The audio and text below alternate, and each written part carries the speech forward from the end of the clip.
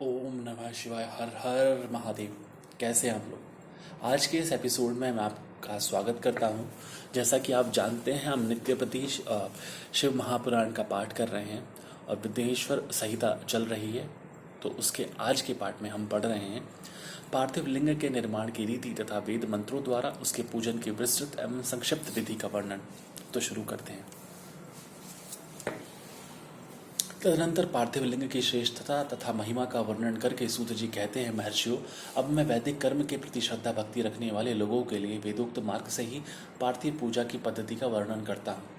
यह पूजा भोग और मोक्ष दोनों को देने वाली है। आहिल्यक सूत्रों में बताई हुई विधि के अनुसार विधि पूर्वक स्नान और संध्योपासना करके पहले ब्रह्म यज्ञ करें, तत्पश्चात देवताओं, ऋषियों, सनकादि मनुष्य और पितरों का तर्पण करें। अपनी रुचि के अनुसार संपूर्ण नित्य कर्म को पूर्ण करके शिव स्मरण पूर्वक भस्म तथा रुद्राक्ष धारण करें। तत्पश्चात संपूर्ण मनोवांछित फल की सिद्धि के लिए ऊंची भक्ति भावना के साथ उत्तम पार्थिव लिंग की वेदोक्त विधि से भलीभांति पूजा करें। नदी या तालाब के किनारे, पर्वत पर, वन में, शिवालय में अथवा और किसी पवित्र स्थान में पार्थिव पूजा करने का विधान है। ब्राह्मणों, शुद्ध स्थान से निकाली हुई मिट्टी को यत्न पूर्वक लाकर बड़ी सावधानी के साथ शिवलिंग का निर्माण करें। ब्राह्मण के लिए श्वेत, क्षत्रिय के लिए लाल, वैश्य के लिए पीली और शूद्र के लिए काली मिट्टी से शिवलिंग बनाने का विधान है, अथवा जहाँ जो मिट्टी मिल जाए उसी से शिवलिंग बनाएं। शिवलिंग बनाने के लिए प्रयत्न पूर्वक मिट्टी का संग्रह करके उस शुभ मृत्तिका को अत्यंत शुद्ध स्थान में रखें। फिर उसकी शुद्धि करके जल से सान कर पिंडी बना लें और वेदोक्त मार्ग से धीरे धीरे सुंदर पार्थिव लिंग की रचना करें। तत्पश्चात भोग और मोक्ष रूपी फल की प्राप्ति के लिए भक्तिपूर्वक उसका पूजन करें। उस पार्थिव लिंग के पूजन की जो विधि है उसमें विधान पूर्वक बता रहा हूँ, तुम सब लोग सुनो। ओम नमः शिवाय इस मंत्र का उच्चारण करते हुए समस्त पूजन सामग्री का प्रोक्षण करें, उस पर जल छिड़कें। इसके बाद भूरसी इत्यादि मंत्र से क्षेत्र सिद्धि करें। फिर आपोस्मान इस मंत्र से जल का संस्कार करें।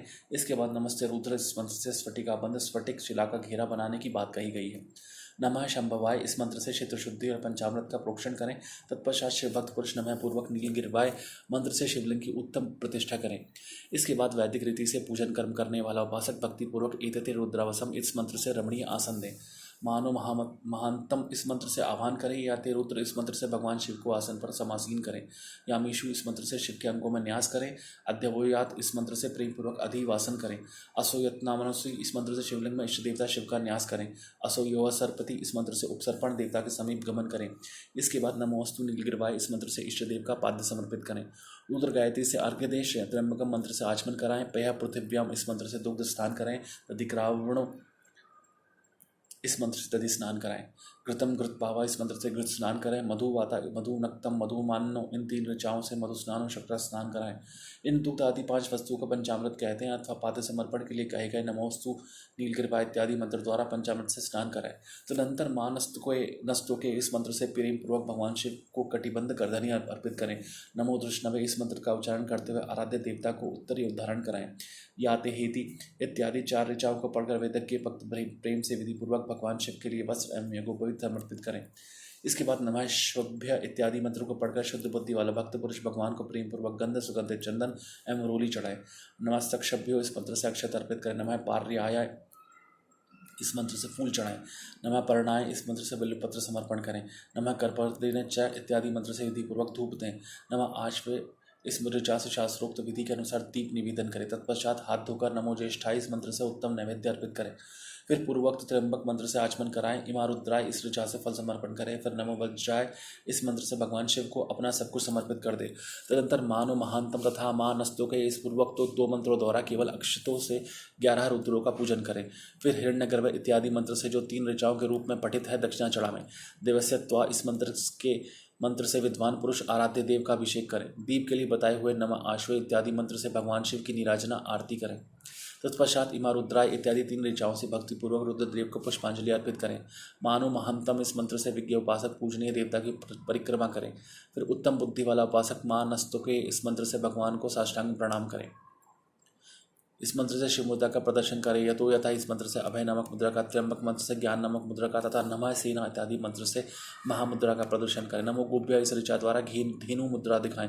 इस तरह 5 मुद्राओं का प्रदर्शन करके शिव संबंधी मंत्रों का जप करें, अथवा वेदज्ञ पुरुष शतरुद्रीय मंत्र की आवृत्ति करें। तत्पश्चात वेदज्ञ पुरुष पंचांग पाठ करें। तदनंतर देवागातु इत्यादि मंत्र से भगवान शंकर का विसर्जन करें। इस प्रकार शिव पूजा की वैदिक विधि का विस्तार से प्रतिपादन किया गया।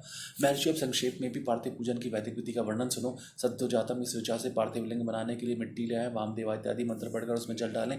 जब मिट्टी सनकर तैयार हो जाए तब अघोर मंत्र से लिंग निर्माण करें। फिर तत्पुरुषाय इस मंत्र से विधिवत उसमें भगवान शिव का आह्वान करें। तदंतर ईशान मंत्र से भगवान शिव को वेदी पर स्थापित करें। इनके सिवाय अन्य सब विधानों को भी शुद्ध बुद्धि वाला उपासक संक्षेप से ही संपन्न करें। इसके बाद विद्वान पुरुष पंचाक्षर मंत्र से अथवा गुरु के दिए हुए अन्य किसी शिव संबंधी मंत्र से 16 उपचारों द्वारा विधिवत पूजन करें। अथवा भवाय भवनाशाय महादेवाय धीमहि उपाय उपनाशाय सर्वांग शशि मौलिनी इस मंत्र द्वारा विद्वान उपासक भगवान शंकर की पूजा करें। वह भ्रम छोड़कर उत्तम भाव भक्ति से शिव की आराधना करें, क्योंकि भगवान शिव की भक्ति से ही मनोवांछित फल देते हैं।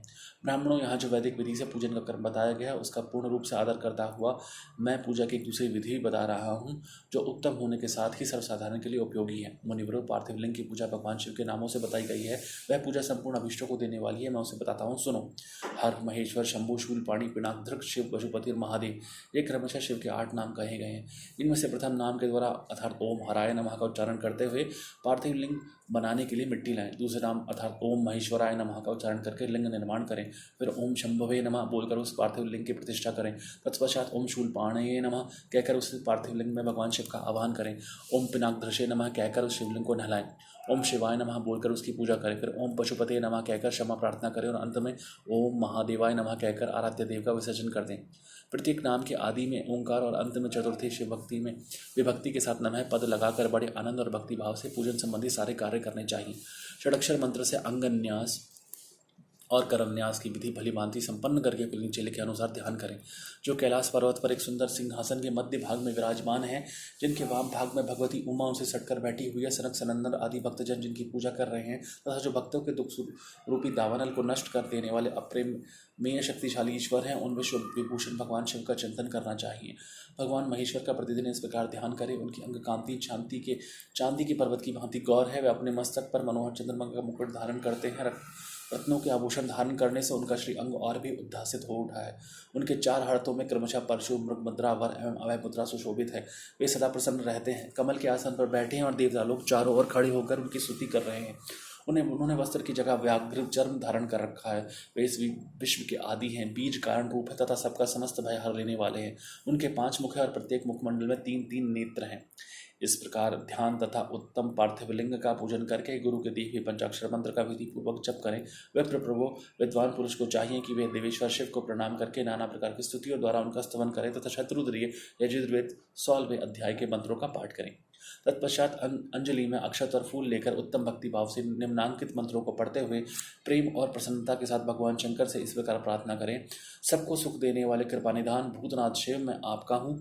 आपके गुणों मेरे ही प्राण में बसते हैं तथा अथवा आपके गुण ही मेरे प्राण हैं। मेरे जीवन सर्वस्व हैं। मेरा चित्त सदा आपके ही चिंतन में लगा हुआ है। यह जानकर मुझ पर प्रसन्न होइए, कृपा कीजिए।